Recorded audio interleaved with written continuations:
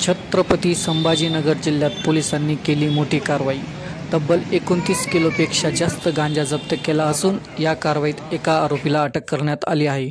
दिनांक 29 ऑगस्ट रोजी सातारा पोलीस ठाण्याला गुप्त माहिती मिळाली होती की होळकर चौक परिसरात एक व्यक्ती गांजा विक्रीसाठी येणार आहे। या माहितीच्या आधारे पोलिसांनी सापळा रचून छापा टाकला। यावेळी आरोपी लहू कडुबा मोरे वय 25 वर्ष हा पोलिसांच्या हाती लागला। त्याच्या ताब्यातून दुचाकी आणि 385 ग्रॅम गांजा जप्त करण्यात आला। आरोपीकडून अधिक चौकशी केली असता त्याने पैठण तालुक्यातील नगदेश्वरगड, महादेव मंदिर डोंगर परिसर येथे अजून गांजाचा साठा असल्याचे सांगितले। त्यानंतर पोलिसांनी त्या ठिकाणी छापा मारून 2 गोण्या गांजा जप्त केला। तसेच आरोपीने आपल्या साथीदार परमेश्वरानंद उर्फ गोट्या दहीहंडे यांच्याकडे देखील गांजा असल्याची माहिती दिली। पोलिसांनी त्याच्या ठिकाणी छापा मारला असता आणखी 2 गोण्या गांजा हस्तगत झाला, मात्र तो आरोपी पसार झाला।